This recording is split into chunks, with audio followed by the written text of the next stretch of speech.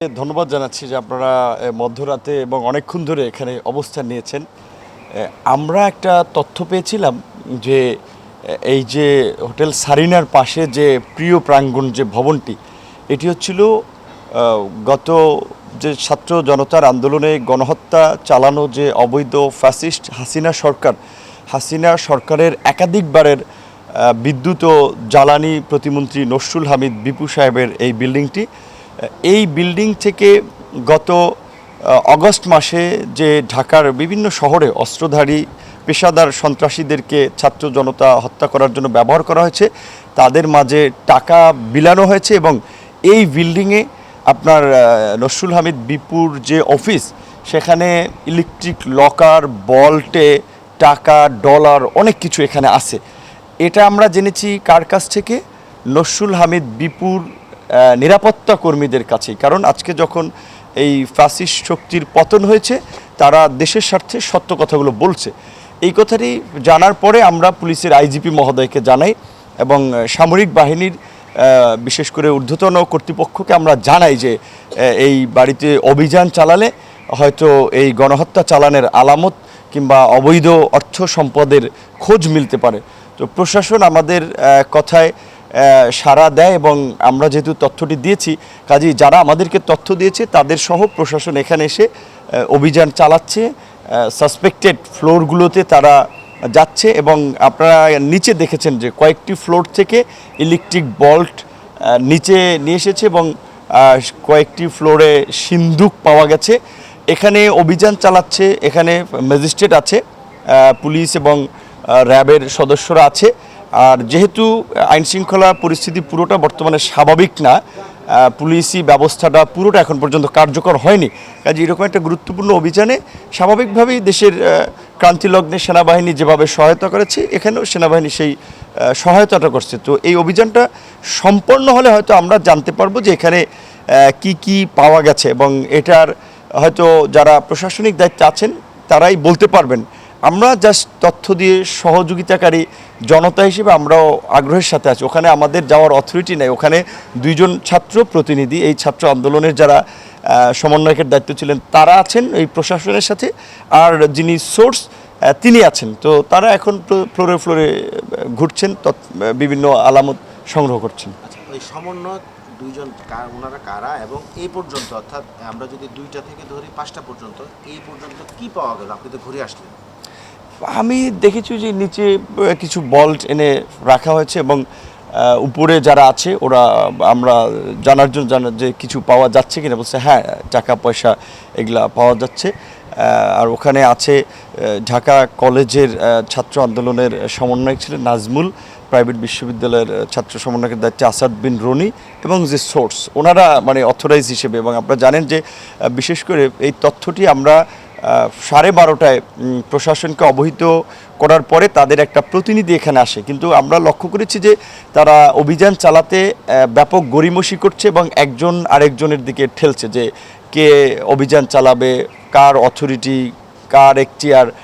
এবং সবচেয়ে হাস্যকর বিষয় হচ্ছে এই ঠেলাঠেলি করার মধ্যে আপনার সেই 12:30টা থেকে 2:30 পর্যন্ত, 3:30 পর্যন্ত চলছে। তাহলে 12:30 থেকে 2:30 পর্যন্ত প্রায় 3 ঘন্টা কিন্তু কোনো অভিযান হচ্ছে না। তারা এখানে বসেই জাস্ট আপনার এক একজনকে দেখিয়ে দিচ্ছেন। এবং বিশেষ করে আমরা যতদূর জেনেছি যে এই ভবনটি পাহারা দেওয়া হয়েছে, পুলিশ প্রোটেকশন দেওয়া হয়েছে, গুলশান বনানী পুলিশ প্রশাসনের কর্মকর্তারা। এবং এখানে অভিযান চালানোর ক্ষেত্রে শুরুর দিকে আমরা লক্ষ্য করেছি যে র্যাব এবং সেনাবাহিনীর সদস্যরা আন্তরিক হলেও পুলিশের তেমন আমরা আসলে আন্তরিকতা দেখিনি, কারণ আমরা তো দাঁড়িয়েছিলাম। এবং সেটা না দেখে আমরা পরে আমাদের এই ছাত্র আন্দোলনের নেতাদের, বিশেষ করে উপদেষ্টা, তাদের সাথে যোগাযোগ করি এবং একজন উপদেষ্টা যুব ক্রীড়া মন্ত্রণালয়ের, তিনি সশরীরে এই পরিস্থিতি দেখার জন্য এসেছিলেন এবং তিনি পুলিশের আইজিপি সহ ঊর্ধ্বতন কর্তৃপক্ষের সাথে কথা বলে এখানে ম্যাজিস্ট্রেট আসা পর্যন্ত ছিলেন। ম্যাজিস্ট্রেট আসার পরে তিনি চলে গিয়েছেন যে তারা এটার অভিযান চালিয়ে তারা জানাবে। তো দুঃখজনক হচ্ছে, দেখেন র্যাব যখন এই ধরনের একটা অভিযান চালাতে আসে নিশ্চয়ই তাদের নির্বাহী ম্যাজিস্ট্রেট নিয়ে আসবে, কারণ তারা তো তথ্যের ভিত্তিতে এসেছে এখানে এই অভিযানটি চালাবে। কিংবা পুলিশ যখন তাদের যদি আইনের কোনো প্রক্রিয়া থাকে সেটা তো অনুসরণ করে আসবে। তো এইখানে এসে যদি আপনার ইউনো খোঁজে, আপনার এসিল্যান্ড খোঁজে, ম্যাজিস্ট্রেট খোঁজে। তো তার মানে এটা কিন্তু পরিষ্কার যে তারা কোনো এই অপরাধ কিংবা ক্রাইম এই ঘটনাকে ধামাচাপা দেওয়ার জন্য তারা এই কালক্ষেপণগুলো করছে। এবং এখানে বিশেষ করে 3টা বিল্ডিং একেবারে লাগোয়া, একটা বিল্ডিং থেকে আরেকটা বিল্ডিংয়ে যাওয়া যায়। তো আমাদের ধারণা, এবং যারা এখানের সিকিউরিটি গার্ড রয়েছেন তারা অনেকে বলেছেন যে এই যে 3 ঘন্টা এই সময়ে আপনার জিনিসপত্র সরিয়ে নেওয়া একটা সুযোগ দেওয়া হয়েছে। তো এটা খুব দুঃখজনক যে প্রশাসনের আমরা জনগণ, আমরা নাগরিকরা ঝুঁকি নিয়ে, তথ্য নিয়ে পুলিশকে এই অবৈধ টাকা উদ্ধারে কিংবা এই গণহত্যার তদন্ত উদ্ঘাটনে তথ্য দিলে সহযোগিতা করলেও তারা আসলে আন্তরিকভাবে কাজ করছে না। এটা দুঃখজনক।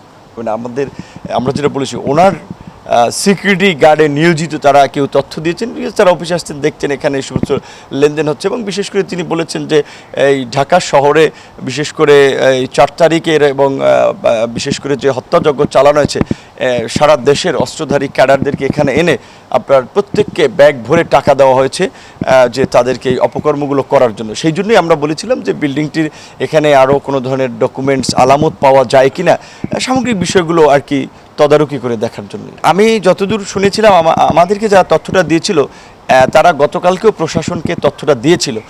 কিন্তু আমি আজকে যখন কর্তৃপক্ষের সাথে কথা বলি, তারা তখনই বলেছিল গতকালকেও সারিনার সামনে এ ধরনের একটা অভিযোগ ছিল, সেটি ভুয়া ছিল, তারা অভিযান চালায় নাই। তার মানে কেউ এটাকে আপনার আড়াল করার জন্য আসলে অভিযানটি চালাতে দেয় নাই। কিন্তু আজকে যখন অভিযান চালাচ্ছে, আমরা তো ইতিমধ্যেই দেখতে পাচ্ছি যে নগদ অর্থসহ বিভিন্ন বল্ট, লকার উদ্ধার করা হচ্ছে। এখন গতকালকে অভিযান প্রশাসনের যারা নিশ্চয়ই এই অভিযান চালাতে হলে ফার্স্টে হচ্ছে পুলিশকে লাগবে, এবং অথরিটি পর্যায়ে র্যাব এবং পুলিশ সাধারণত এই ধরনের অভিযানগুলো পরিচালনা করে। আর তারা আইনশৃঙ্খলা বাহিনী বা আইনশৃঙ্খলা পরিস্থিতি স্বাভাবিক করার জন্য তারা সামরিক বাহিনীর সহায়তা নিয়ে থাকে, কিন্তু মেইন ভূমিকাটা তো পুলিশ এবং র্যাব সদস্যরা পালন করে। তো আমি জানি না কেন এবং কারা গতকালকে এই অভিযানটিকে ভিত্তিহীন হিসেবে তুলে ধরেছে, এবং এই বিষয়ে তদন্ত হওয়া দরকার যে তাদের কি উদ্দেশ্য ছিল, কি রহস্য ছিল যে তারা এরকম একটা ঘটনা, বরঞ্চ কালকে সময় মানে এই আপনার এই প্রায় 48 ঘন্টার মতো সময় দেওয়া হলো যে তাদের এইগুলো সরানোর জন্য বা এই আলামত মুছে ফেলার জন্য। সুতরাং এই